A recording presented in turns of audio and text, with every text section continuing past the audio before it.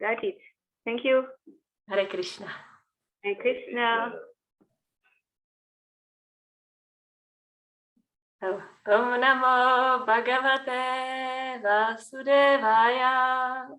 Om Namo Bhagavate Vasudevaya. Om Namo Bhagavate Vasudevaya. Om Namo Bhagavate Vasudevaya. Om Namo Bhagavate Vasudevaya. Om Namo Bhagavate Vasudevaya. Now it's January 23rd, 2022, and we are going to read from Srimad Bhagavatam, 3rd Canto, Chapter 1, and text 16, I believe.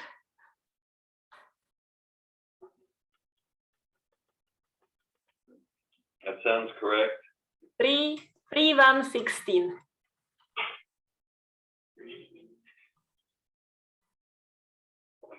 Narayanam namaskrityam naram chaiva narottamam devim saraswatim vyasam tato jayam udhiraye.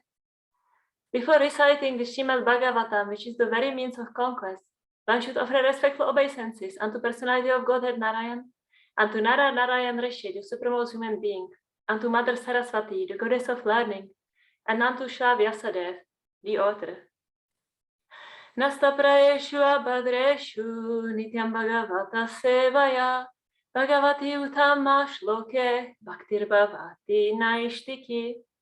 By regular attendance in the classes on Srimad Bhagavatam and by rendering service to the pure devotee, all that is troublesome to the heart is almost completely destroyed, and loving devotional service unto personality of Godhead, who is praised with transcendental songs, is established as irrevocable fact.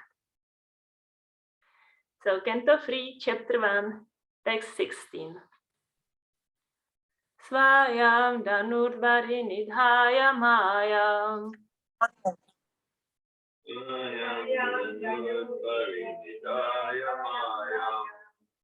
Bratu puro marma sutaditopi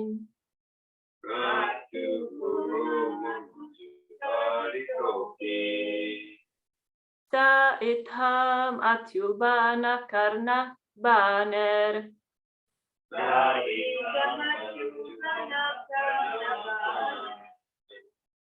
Gata vyato yaturumana yana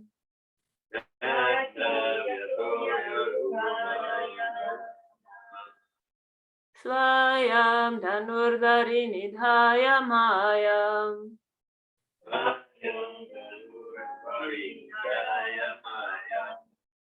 Bratu puro marma sutaditopi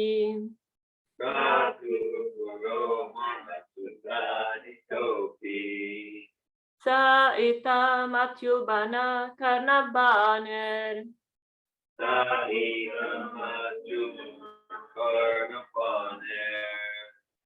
Sa itam atyubana karna baner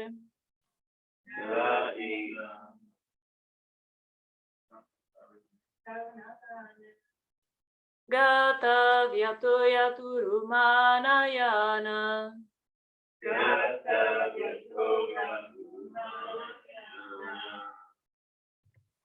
Svayam danurdari nidhaya mayam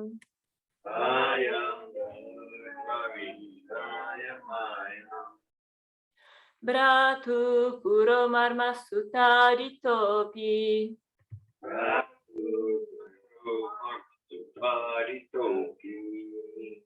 Sa itam atyubana karna baner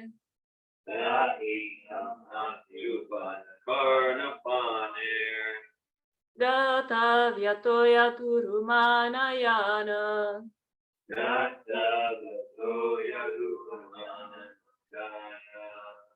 Svayam danurdari nidhaya mayam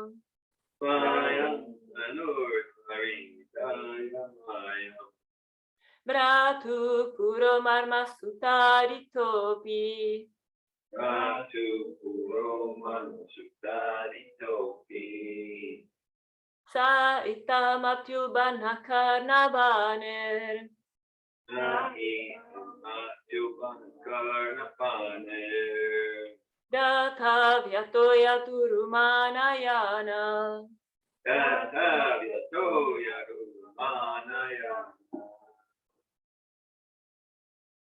Swayam Dhanudhavidaya Maya.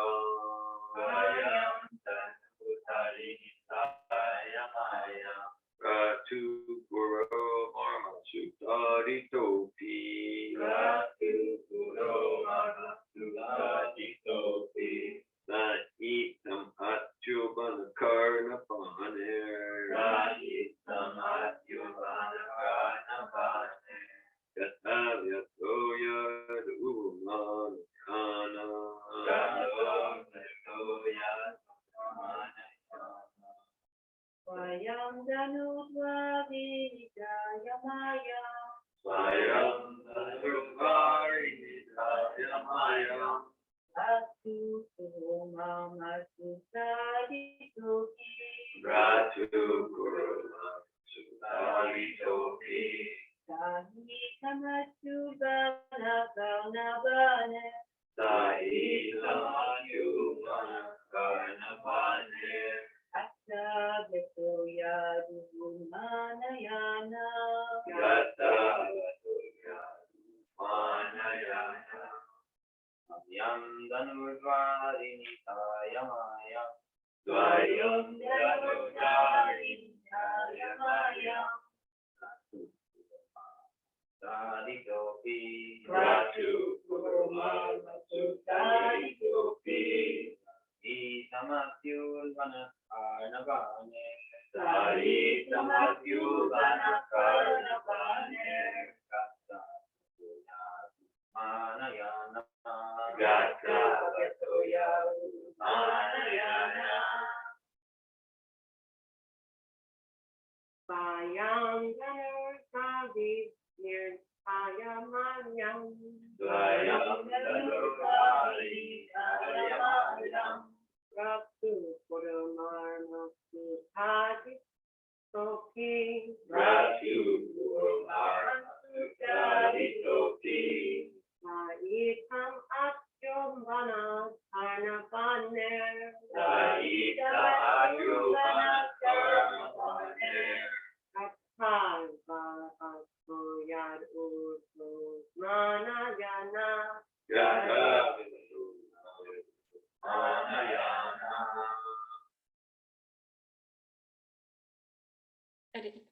Anyone online would like to chant? Swayam Dhanurvarinitaya Mayam. Swayam Dhanurvarinitaya Mayam. Pratu Puro Marma Sutaritopi. Ratu Purma Sutaritopi. Saitam Adyubanakarnavaner. Sahitamatubanakarnavane. Gatavyato Yadumanayana. Gatavato Yadumanayana. Swayam. Swayam. He himself. Himself. Dhanudvari. Dhanurvari. Bow on the door. Bow on the door. Nidaya. Keeping. Mayam. The external nature. Bratu. Brothers. Pura. From the palace. Marmasu. And the core of the heart. Tadita. Being afflicted. Happy. In spite of. Ta. He. Vidura. Itham, like this. Ati Ulbana, severely. Karna, here. Bane, by the arrows. Gata Vyata, without being sorry. Ayat, excited. Uru, great. Manayana, so thinking. Translation by His Divine Grace A.C. Bhaktivedanta Swami Prabhupada. Thus being pierced by arrows through his ears and afflicted to the core of his heart, Vidura placed his bow on the door and quit his brother's palace. He was not sorry, for he considered the acts of the external energy to be supreme. Purport. A pure devotee of the Lord is never perturbed by an awkward position created by the external energy of the Lord. In Bhagavad Gita 3.27 it is stated, Prakrite kriyamanani gune karmani sarvashah ahankara vimudhatma kartaham iti manyate. A conditioned soul is absorbed in material existence under the influence of different modes of external energy. Absorbed in the false ego, he thinks that he is doing everything by himself. The external energy of the Lord, the material nature, is fully under the control of the Supreme Lord, and the conditioned soul is fully under the grip of the external energy. Therefore, the conditioned soul is fully under the control of the law of the Lord. But due to illusion only, he thinks himself independent in his activities. Duryodhana was acting under such influence of the external nature, by which he would be vanquished at the ultimate end. He could not accept the sound advice of Vidura, but on the contrary, he insulted that great soul, who was the well-wisher of his whole family.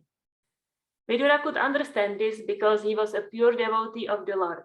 In spite of being very strongly insulted by Duryodhana's words, Vidura could see that Duryodhana, under the influence of Maya, the external energy, was making progress on the path toward his own ruination. He therefore considered the acts of the external energy to be supreme. Yet he also saw how the internal energy of the Lord helped him in that particular situation. A devotee is always in a renounced temperament because the worldly attractions can never satisfy him. Vidura was never attracted by the royal palace of his brother. He was always ready to leave the place and devote himself completely to the transcendental loving service of the Lord.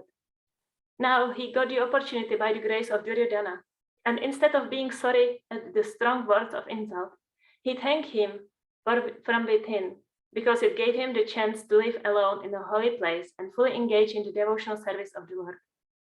The word gata vyata, without being sorry, is significant here because Vidura was relieved from the tribulations which trouble every man entangled in material activities. He therefore thought that there was no need to defend his brother with his bow, because his brother was meant for ruination. Thus he left the palace before Duryodhana could act. Maya, the supreme energy of the Lord, acted here both internally and externally.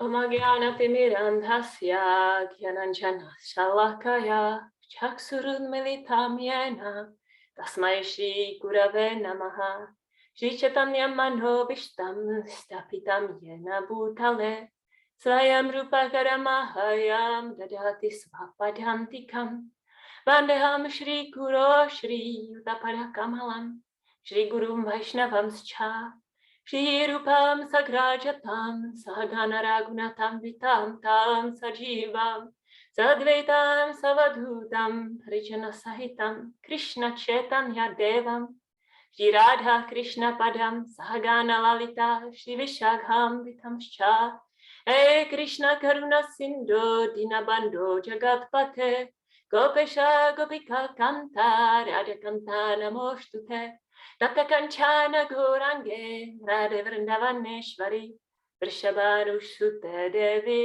Pranamami Hari Priya Vanchakalpatarubhyascha Kripasindhubhya Evacha Patitanam Pavanebhyo Vaishnavebhyo Namo Namah Jai Shri Krishna Chaitanya Prabhu Nityananda Shri Advaita Gadadhara Srivasari Gaura Bhakta Vrinda Hare Krishna Krishna Krishna Hare Hare Hare Rama Rama Rama Hare Hare Namo Vishnu Padaya Krishna Prestaya Bhutale Shrimate Bhakti Vedanta Swaminiti Namine Namaste Saraswate Deve Gauravani Pracharine Nirvishesha Sunyavari Vashyatare Shatarine.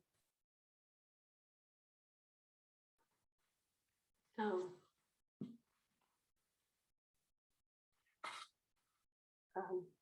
welcome everyone.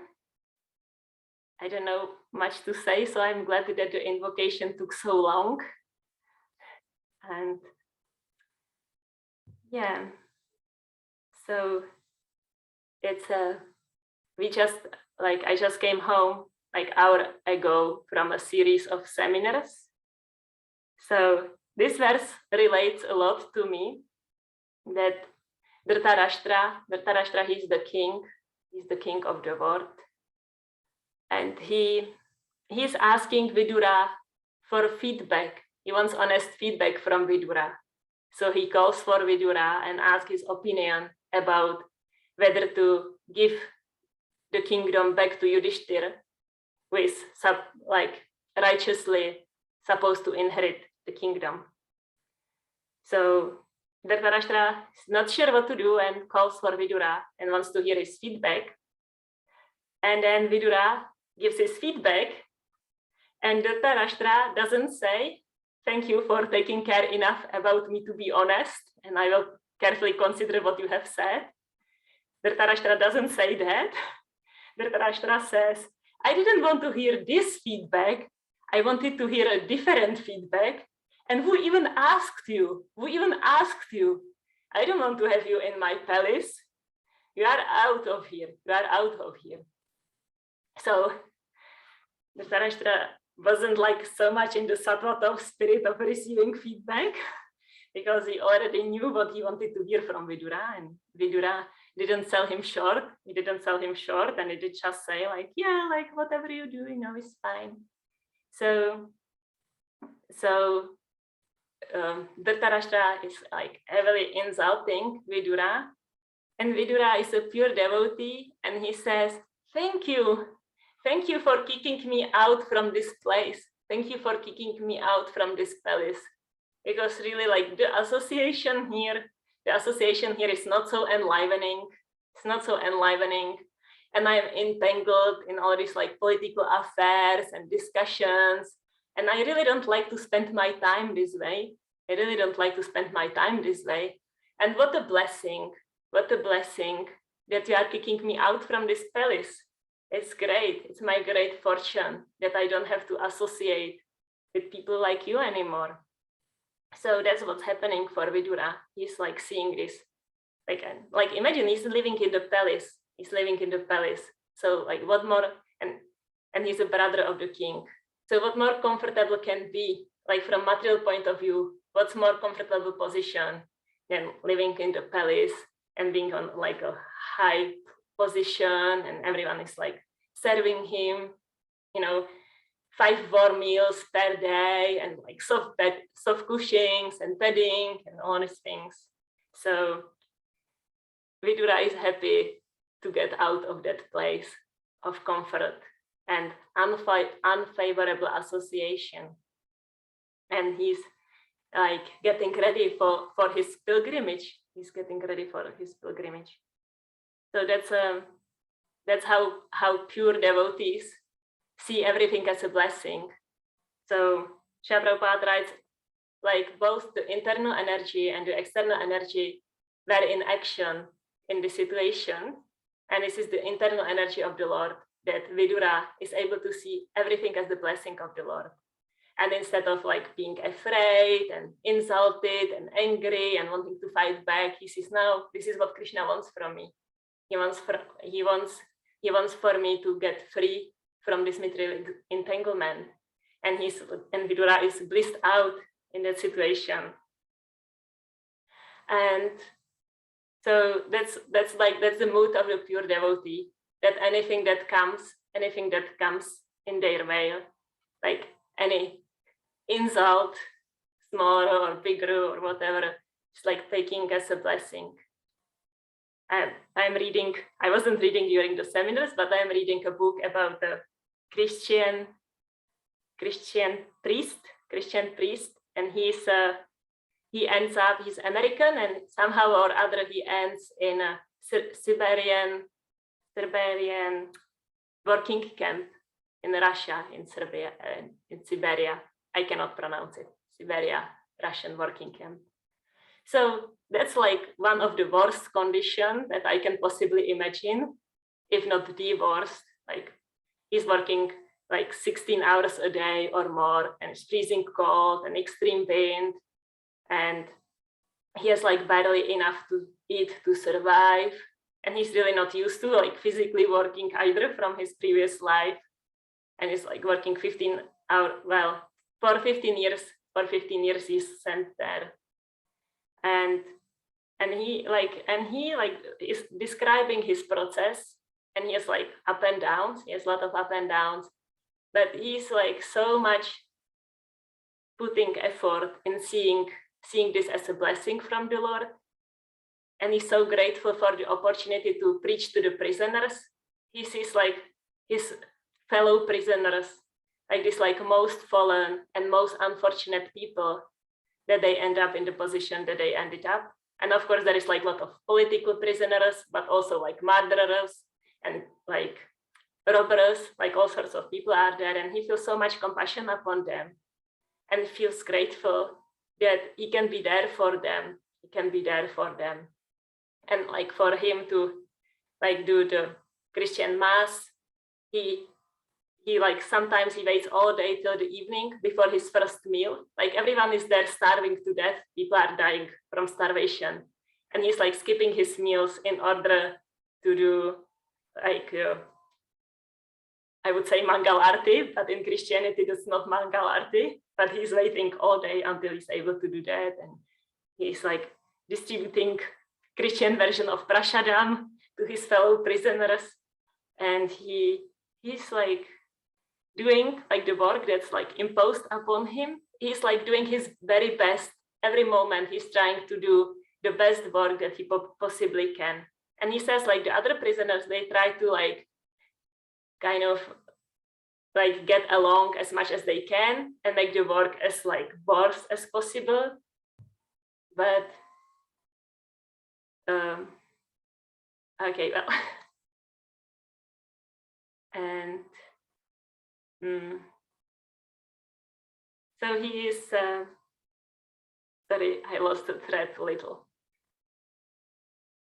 Yeah, so he's like this like 16 hours of work per day. He's trying to give his best. He's trying to give his best because he believes if the Lord wants me, if the Lord wants me to be here, he wants me to do my best here. So that's like, for me, it's like a very inspiring example in this principle of being able to see everything as a blessing of the Lord. And also Vidura sees how the external energy is acting, And Vidura knows like, okay, so Dhritarashtra, he's not hearing me. He's not accepting my feedback, and he's going to act against Yudhishthir, against Krishna, against the law. So he's like going to ruin himself by his own behavior. He's like going to ruin himself. And so Vidura is also compassion for Dhritarashtra in that way. And he's not taking it personally. He knows like this is material energy acting. Like we came from the seminar, and so many times it happened like people coming to realization, it's not you whom I feel hurt by. It's not you, your soul. It's just the mask. It's just the illusion. It's just the material energy. It's just like the triggers that we have between each other. It's like the car crashing into another car. But on the level of the spirit soul, there is no such a thing as that. And then people were waking up to that, like, this is just the external energy of the Lord acting. This is just the external energy of the Lord acting, and that's between us. So Vidura could see, like, this is not like the spirit soul of Dhritarashtra that's insulting me. That's his illusion. That's his illusion. So he wasn't taking it personally, and he was feeling compassion for Dhritarashtra to be thus like controlled by the external energy. And so it's like a puppet, like we are like a puppet in Maya's hand, really. And the more we serve the illusory energy, the more we are going into ruination. It's not just Dhritarashtra who is discovered, and by his very own action creating a misery for himself. And this decision of Dhritarashtra not to give Yudhishthir the kingdom, led to the battlefield of Kurukshetra. And all Dhritarashtra's families, all of his sons died at the battlefield of Kurukshetra. So this very decision here, the verse before, that Dhritarashtra is making in great anger, Dhritarashtra is controlled by his anger and is making this decision that will ruin his whole kingship, his whole family, all his sons, and leads to battlefield of Kurukshetra. And of course, Krishna descends because he wants the battle in Kurukshetra. He wants to relieve the military forces of the earth. So it's already arranged. And really the only choice the spirit souls there have is to help fulfill Krishna's plan by plugging into his internal energy, to be instrument of Krishna's plan by serving his plan, or they can rebel against his plan, and then they are controlled by Krishna's external energy, right? Like Dhritarashtra here. And it still leads to fulfilling Krishna's plan. So we don't really have other choice than to fulfill Krishna's plan. And we can do it like voluntarily with love and joy, or we can do it involuntarily and ruin ourselves, ruin our soul. Srila Prabhupada says those who don't take to practice this Krishna consciousness is like suicide. It's a spiritual suicide. It's killing our soul. So there is so much movement over there. So thank you, Damayanti. So yes, I don't know what I wanted to say. Well, I want to share a story.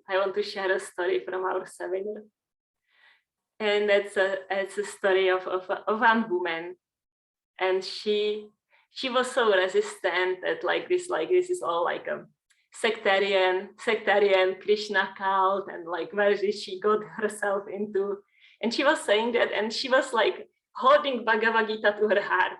She was like all day long going around with Bhagavad Gita, holding it close to her heart, as close as she could. And she was saying, this is like a sectarian Krishna cult. I don't know why I'm here. I'm going home, while she was cradling the Bhagavad Gita. So I was thinking, this is really interesting. But she didn't share that directly with me, so I also didn't say anything. And then yesterday she came to the spiritual root program, and she was singing Hare Krishna with us and chanting one round of japa together with us. And like she was like maybe like less resistant than before that. And tonight she stayed at the place where we had the seminar. And in the morning, like I don't know, 8 a.m., she came to me and she's like, there is like 10,000 of ghosts in my room. There is like 10,000 of ghosts in my room. And she said, and I chanted Hare Krishna, and now there is maybe like 5,000 ghosts only. Now there is only like 5,000 ghosts. So can you help me? She said, can you help me? I was like, okay, I can help you. So I took the harmonium and I went like upstairs to that ghost room. I have to say that the energy in the room was like really dark. Like as I was entering the room, it like hit, it like at the door, it hit me.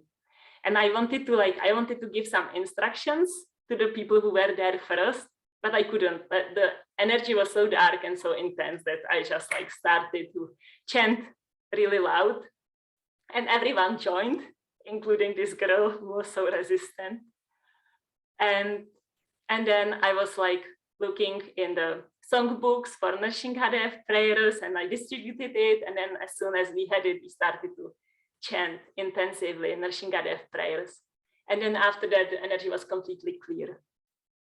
And she felt it. This girl felt it. And she was like, wow. She was like, wow. And then it was like really uncomfortable for her because she couldn't deny the effect anymore. But this is this like Krishna cult. Anyway, so that was really special because it reminded me my beginning of practicing this Krishna consciousness. I had very similar experience. I took the seminars. I was somewhat like resistant, and maybe I can chant so I can improve my horse riding. I think that was the message I understood. I can improve my horse riding if I chant. And then I had some experience with like this dark energy also. I had this experience with dark energy also. And Govinda Prabhu taught me something like, see, you just need to chant. It's like a war with the material energy, and this will help you. And it was the moment when I committed for life to do this. That was the moment when I committed for life to do this. So it's like some nostalgic memories for me today, because when this girl came to me and she was saying like there is like 5,000 ghosts in my room, I was empathically with her, but in my mind I was like thinking, wow, that's great, so many ghosts, how wonderful, what more could one wish for than ghosts? So that was Krishna's external energy again there, Krishna's external energy acting in full service to Krishna, And I'm quite confident there were ghosts. And they were all by the external energy of Krishna, they were brought to this one room to be with that person, just to have experienced the effects of Mahamantra. So that was very magical. And we had many, many more magical moments. It's very reassuring. And yes, like, I was contemplating as I was preparing for the class, like, I'm not like Vidura, I'm not like very happy when things, like when someone insults me. Like during the seminar, some participants insulted me. I was so painful, I wanted to leave the seminar. So I'm not like Vidura that I can like accept everything as like a mercy of Krishna, at least not right away. It takes me some time, like few years or a few lifetimes to look back and see, wow, this was a blessing. And also like the blessing like I was contemplating during this seminar a lot the conditioning of the material nature, and how really like beside the name, the story is the same. And we are so conditioned, like I think I'm like special and I like behave in some like special particular ways, but then like seeing like the same patterns again and again and again, I think like, wow, like it's really just like the machine, the material nature, the body is like a machine, and it already has a program how it will act. And of course, in the human form, we have like more chance to be aware of it and not allow it to drive us. And it's still there. I've seen a movie about three triplets. They were triplets, three brothers. And they were born and they were orphans. and they went for adoption. And everyone went for adoption in different family, and they were part of experiment. So they didn't know they had like siblings. They didn't know they have siblings. And at the part of experiment was that they were all in different families. Like one, the family was very rich, and one had very strict father, and one had very liberal father. They were put in like different families with completely different backgrounds, financially, and also like the qualities of the parent. And then accidentally they met each other when they were 25 or something. They accidentally met each other. And then they shared their life stories. And their life stories were completely the same. They studied the same thing. They were doing wrestling. They were like having same kind of girlfriends. Their life story was the same. And it was like so eye-opening for me. Like I would think like, oh, I'm like riding horses, and that's like my, my desire and my plans for me. But it's the material nature already programmed all of that. And then there can be like a lot of blessings. Like I study a lot about babies and about the first weeks of babyhood and what happens there and how it conditioned us, how it conditions us. And we are like pretty much most of the modern Western society, we are conditioned to have like problems in relationships from this early childhood. Because when the mother is not like fully 100% of the time available to the baby, and that usually doesn't happen in the modern hospitals and the modern approach of how to approach the baby, like feeding only every 3 hours or putting the baby in the bed to cry out and don't like cuddle it, or like putting it, mother goes to work and leave the child somewhere. All these things condition us to have problems in relationships. And actually, like, I was thinking about it from the Vidura point of view, and it's really wonderful. It's like a really wonderful conditioning, because we are basically all conditioned to be like able to let go of the attachment to the family and attach to Krishna. That's our conditioning in this very age. So that was interesting for me to see. And I see, like our baby died 3 years ago during labor. And I see it more and more as a blessing. Like I had so much time. I started to practice Krishna consciousness 7 years ago, and I started to try to have a baby 7 years ago. And it was a long process, it still is. And now I see it as a blessing. Like if I got a child or two 7 years ago, I would so not have time to practice Krishna consciousness, or at least not as much as I did have. And I wouldn't have time to have this like sort of brahmachari ashram of like the student of the spiritual life before entering into the full family life, which I might do later in my life still.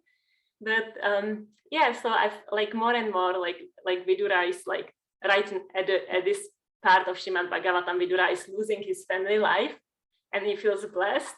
And I may be like postponing my family life, and I can see it more and more as a blessing. So it's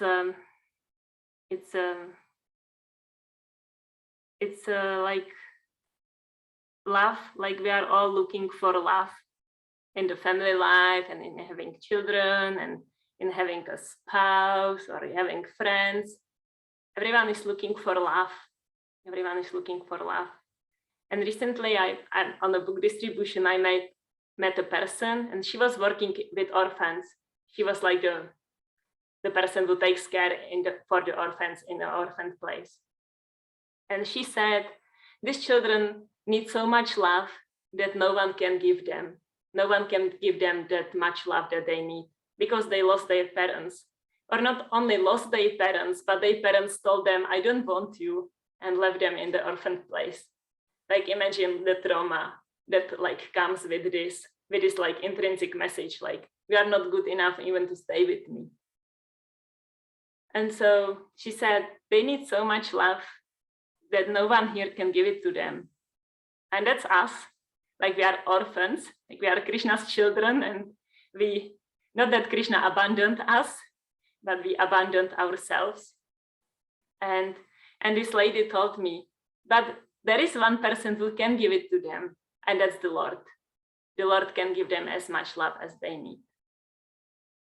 And then it was maybe like beginning of December when I met this person. And since then I'm like really seeing like there is not enough love in this world.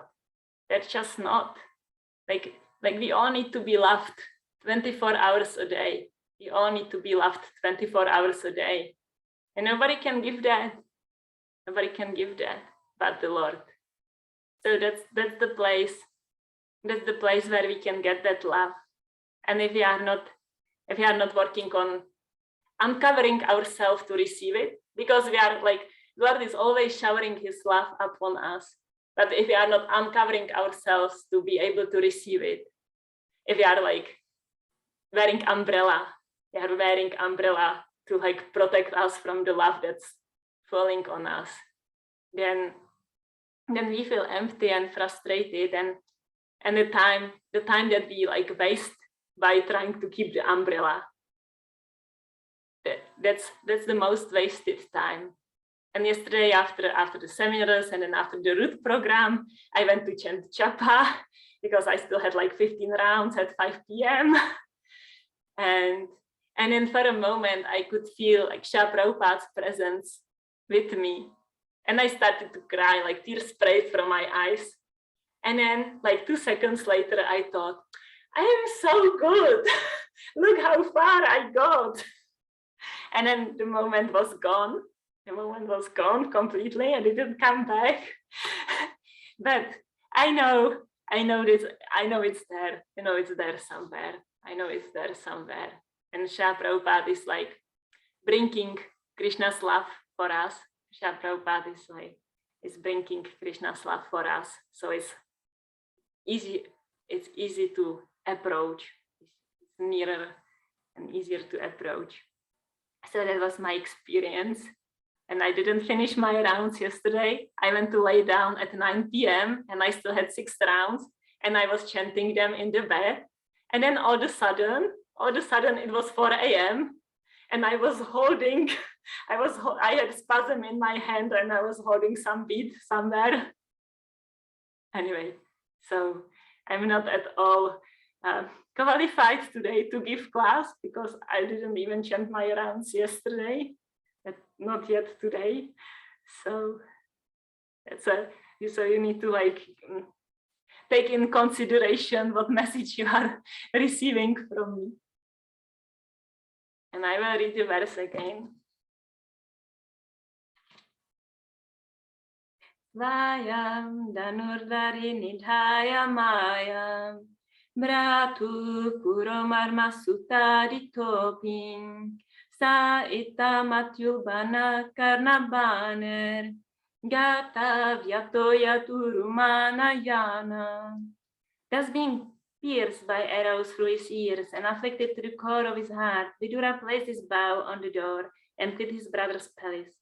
He was not sorry, for he considered the acts of the external energy to be supreme. So, any comments, questions, discussion, honest feedback, but I'm not planning to consider it.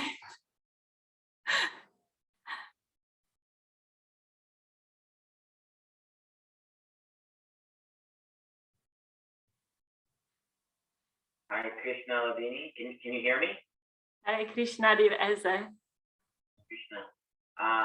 I found your class to be like the most motivating for me to why would I want to practice Krishna consciousness? Like, yeah, I want to be loved 24/7, and yeah, like however many people I try to recruit, they've got other things going on than to love me. So, and it so resonates for me, like how much I protect myself from the Lord's love. And so yeah, the way that you described it, like really like in the verse, it like spoke to the core of my heart. So thank you for that. It's so inspiring and motivating for me for why I want to practice. Hare Krishna. I'm very glad to hear your sharing and to hear that you have some positive motivation in your heart also.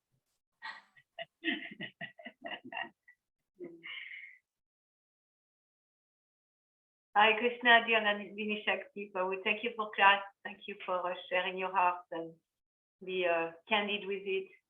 And I'm thinking of what you were sharing about Vidura and about your own experience. It seems that as long as we want something different than what we have, then we suffer. And then the moment we are able to accept things as they are, and not only like accept them as they are in resignation, but more like in accepting from a place of knowing that this is love, like the parents love. The parents give so much love.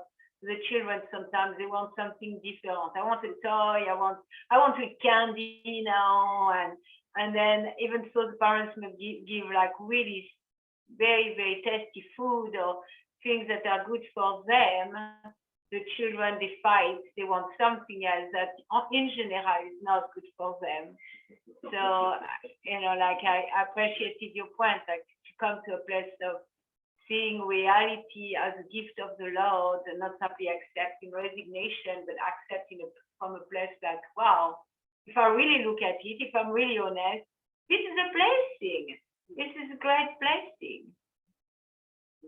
Yeah. Yes. Thank you so much.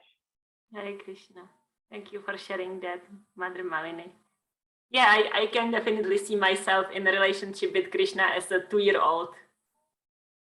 I want this. No, give me that. Now I hate you. But the loving parent, knows better what's good for the child. Yeah, and once some educator told me, toddlers they can kill themselves any moment. But they can kill themselves any moment. They can put their finger in an outlet where there is electricity, and touch a stove, and like drink something they're not supposed to drink, and so many things. So 2-year-olds like that, we turn to all be 2-year-olds, and we kill our spirit, we kill our soul, we kill our ability to receive mom and dad's love and to really feel loved, completely loved and adored. Yeah, by the plan of the Lord, we can feel adored. Yeah. Yes. Hare Krishna.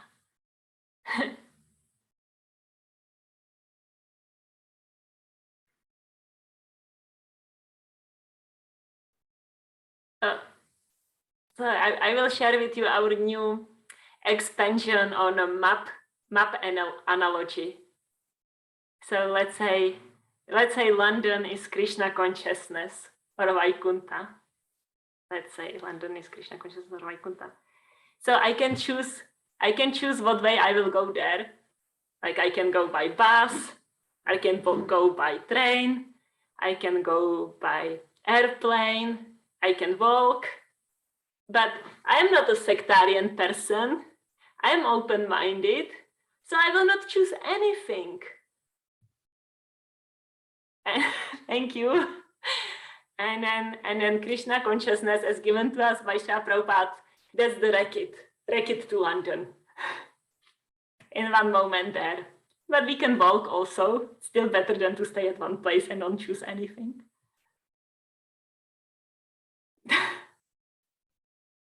Thank you for the analogy. I was thinking, we cannot take train or bus. Anyway, that's what was coming to my mind. Yes, you cannot, but we can train because there is a under the sea train from French. Yeah, I knew you could, but I was thinking, well, we cannot. You can take analogy. You can take boat. You can do it, yeah. I appreciate that expansion of the map analogy. Both there's different means. We could walk or try to swim. There's different trains. We can swim. Yeah, The difference Good, between, good luck. Good luck with swimming from your place. yeah, and then the part that, but because I'm an open-minded, universal, non-sectarian person, I'm just going to stay right here and not move anywhere. That's kind of the pseudo logic we encounter, and I appreciate very much your sharing that story of the woman who completed the course and rejected the sectarianism of Bhakti Yoga while embracing Bhagavad Gita, and then Krishna, using you as an instrument, provided some direct experience that was impossible to deny. Hare Krishna. Hare Krishna.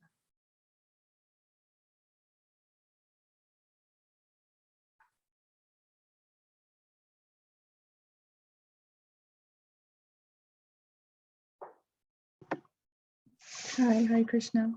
Hare Krishna, Damayanti. Lately, I've been experimenting with like turning to Krishna consciousness, even in the middle of something that I probably would have like gotten really depressed about or wanted to like go further into illusion about, and let like, you know, for example, like conflict in relationships, I can get like stuck, you know. And lately I've been trying to solve my problems with something directly Krishna conscious. It's like, okay, instead of like thinking that through or having feelings or even talking through something, and just go and sing or read or chant. And it's like, what's been happening for me, not perfectly. I mean, Garuda is a part of the story, so he could tell you it's not like the perfect Krishna conscious life I'm living, but it does dissipate a lot of the tension that I thought was there. And it kind of like is like helping me uplift, like helping me sort of transcend this like kind of small situation that I'm in, and remind me of the bigger picture right in the middle of what I would have usually done is like handle things in a more mundane way, or even a sattvic way, talking through something, you know. And it's you know, it's been a fruitful experiment to just turn directly to Krishna in the middle of life challenges. And I'm also experimenting with like, maybe that really is the answer to all problems, you know, financial, health, like, you know, there's so many life areas, and like, what if we turn to God over and over again in each of those life areas, and would that solve everything? I mean, not that like you know what I mean, like it would solve the conflict inside of my heart about that topic, not necessarily that there's so much money because I prayed to God, or there's so much perfect health or something like that, but just I don't really know if it's like, I think it's a good experiment, and it may actually end up being true that like, oh, you know, Krishna consciousness really does solve like so much, you know. Anyway, it's an experiment in my own consciousness, is turning to Krishna more in the middle of things. Yeah, I like the nature of your experiment, that instead of like analyzing over and over your financial situation, or like trying to move more towards sattva, to like, okay, like let's have experiment with your own consciousness. Like, how would your experience of life and the different problems of life would be different if, instead of like trying to solve them with the mind, turn to Krishna? That sounds like an inspiring experiment to me, and to experiment with that too. And yeah, and then we have like a lot of problems in life, and then Prabhupada says, and then like, let's solve the real problems of life. And our only real problem is that we are not connected with Krishna. So if you take all the little problems, not the real problems, but the little problems, if you take all of them to help you to solve the real problem, that's what this world is made for. Yes, and I'll share one more thing that like something that's helping me a lot with doing that is like I was feeling like really heavy depression a few weeks ago, and off and on throughout the year in 2021, and like now it's all disappeared, and the main thing that changed is like my identity. Like I'm like choosing to see myself as like I'm a servant of Srila Prabhupada. And then if I live from that place, then all my decisions are much more Krishna conscious and also clear and easy. And it's really nice to have that option. Like I'm a servant of Srila Prabhupada. And then it just like clarifies a lot, and it's helping me be more Krishna conscious. I just thought I'd share that. And it still feels like an experiment too, but it's working. Thanks. Thank you for sharing, Damayanti. I'm reminded of the title of the previous chapter, the 10th and final chapter of the second canto is entitled Bhagavatam is the answer to all questions. And there's, well, several letters. One letter in particular I'm remembering, Prabhupada writes to a student of his who was intellectually inclined. He said, I want you to write a book illustrating how Krishna consciousness is the solution to all problems from any angle of vision. And Prabhupada often emphasizes that with each Bhagavad Gita verse, each Bhagavatam verse, there's diverse, valid angles of perspective. He said that from any angle of vision, Krishna consciousness is the resolution to all difficulties in all areas of life. Hare Krishna. Hare Krishna, can you hear me? Yes. Thank you for the class. Good morning. So I was thinking about like my experience as a whole with Krishna consciousness over the years, and like where I really struggle is like the identification part, like who am I like really at the core. I can see like, you know, the example that, you know, you presented today, like seeing everything that happens in life is a blessing. And it really, for me, it comes down to like, what is my identification, and like, what is my experience coming from that like place, that identification. I could see like in my life when I'm not identifying as a spirit soul, part and parcel of Krishna, that I have a lot of anger that comes up for me when I'm identifying as something other than that. And then on the other side, like you presented today, I can see like when I'm connecting more to that authentic self, that Krishna consciousness is like presenting this paradigm, that I'm you know, that I'm a servant of Krishna, and then life seems more like a blessing. So I feel for myself like the main thing to like really kind of focus on and work through is like trying to get to the place in my life where I'm always like coming from that paradigm, or I'm always identifying with that paradigm, or that my true authentic self according to this philosophy. And it still feels for me like I'm trying to like take on that identification more than I feel like that is my identification. So I guess I'm kind of curious to like what is it that like, how does one really like overcome that like that old identification as like, you know, I'm something other than that, to like fully like living from a place that they are like from their true authentic self according to Krishna consciousness. So could you share a little bit about that? Thank you for the question, Gaetano, Garuda, Prabhu. Yes, so like, well, what I hear from you is like, sounds like a natural progress to me. That like that's why we do this sadhana bhakti. It's like practicing. We are practicing. Like if at least in theory we accept there is a Supreme Personality of Godhead Krishna, and I am his servant. So at least in theory we accept, and then we practice to act from that way. So that's what I hear as like more where you are at, and for sure more where I am at, rather than like really feeling it. And so I would say that's the process, that's the whole process that Srila Prabhupada gave to us. From this like theoretical acceptance and practice to gradually uncovering our true spiritual identity.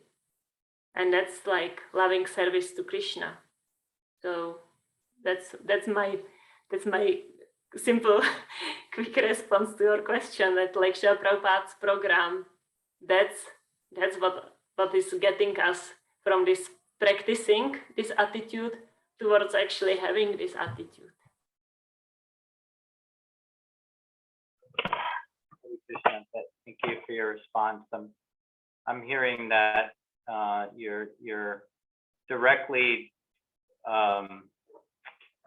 saying that Srila Prabhupada's program is a sure way, and that it's a process, giving ourselves to that that program that he's given to us, and that it's a process that the uncovering process.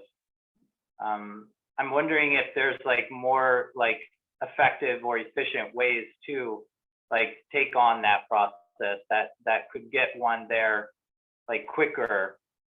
I guess the first thing that comes to me is like commitment. Like how committed are we? What are your thoughts in regards to that? Yes, commitment for sure, like to the degree that we give ourselves to the process with commitment and steadiness, that process like works more efficiently, and like we can every day we can take one step forward or 20 steps forward or more. And then like for me, in my experience, like the quickest way in my experience, and of course like the chanting is most important, chanting and hearing is most important. And then for me, the quickest way is preaching. That's my experience, to like really engage in sharing this with others, because that's like so much, for me at least, so much in the spirit of what Srila Prabhupada has given to us, to like plug into his mission, not only by like following his instructions of the sadhana, but also plugging in his mission to help him with his mission. So Srila Prabhupada is like so pleased when we help with his mission, that when we help also like with his mission.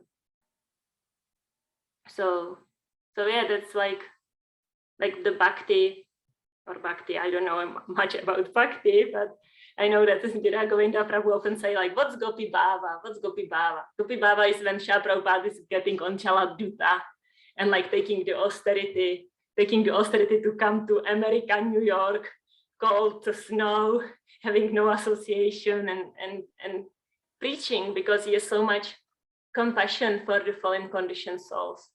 And so to like plug into that mood, like thinking more of others than of myself, like what progress I am making, like make it less important than what progress others are making. And I have like a lot of experience during the last two sets of seminar, where like at the end the participants are so uncovered and like plugging into Krishna consciousness, and they seem to be like so much more advanced, or at least they have like so much higher stage of consciousness than I have at the moment.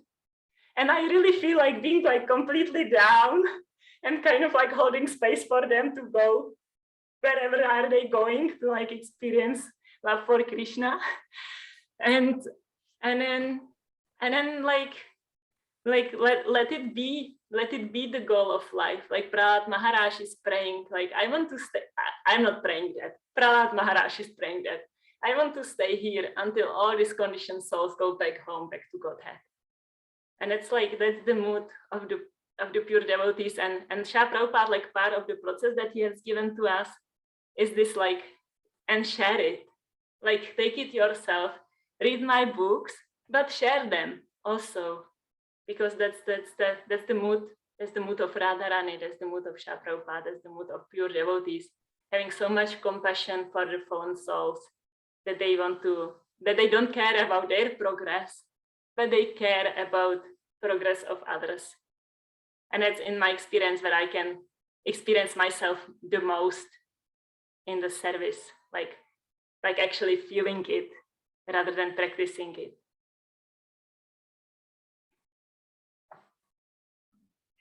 Thank you for your response. I appreciate hearing from you. Yeah, preaching, I hear, is really what's really supported you to really see yourself as a spirit soul, servant of Krishna, servant of Srila Prabhupada.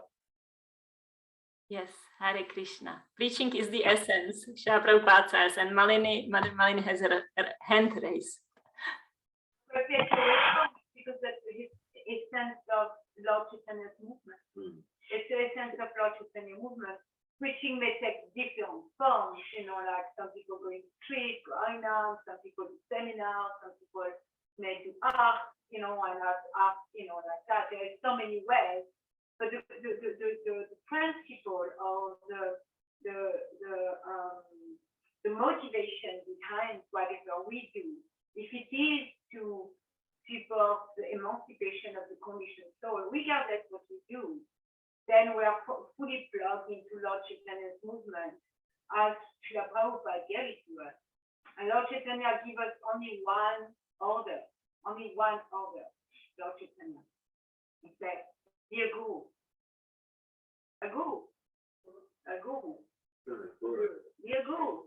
That's what he said. Be a guru in your land. Be a guru in your land.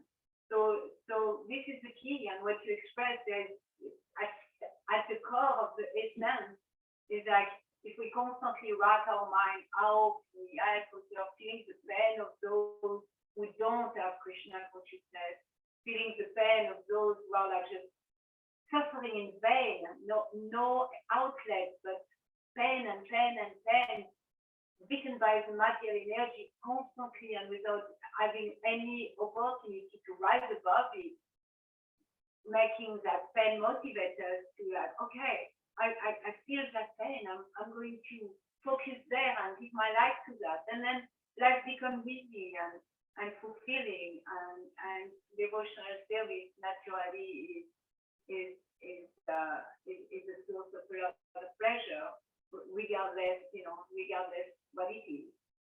Is that motivation there? Yeah, I really appreciate the response.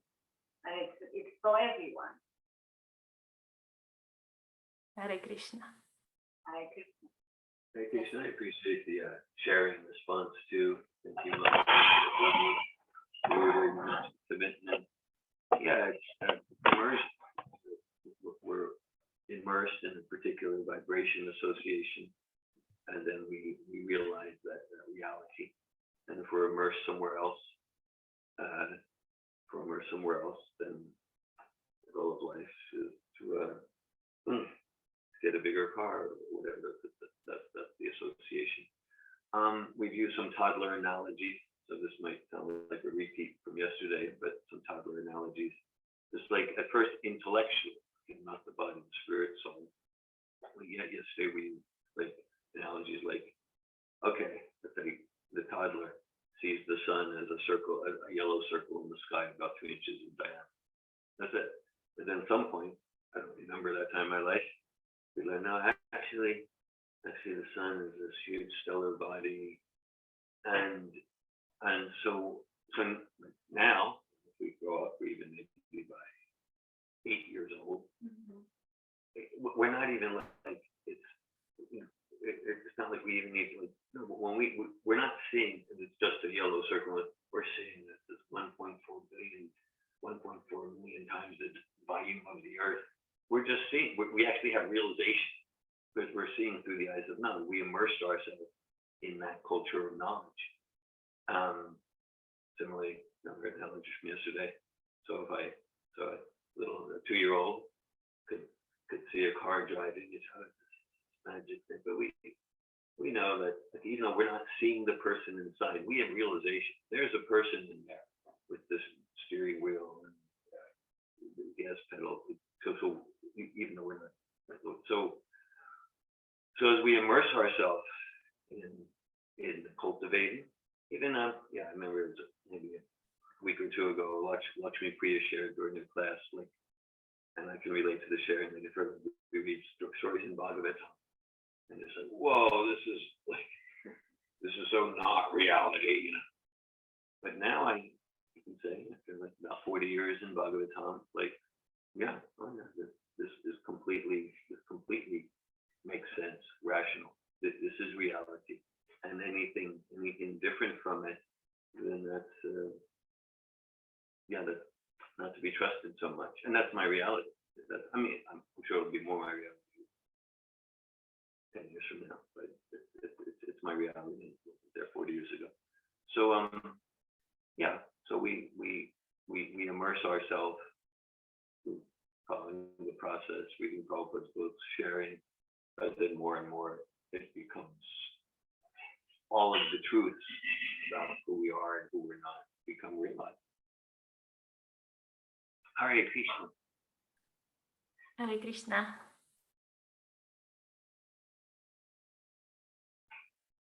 Any other comment or sharing?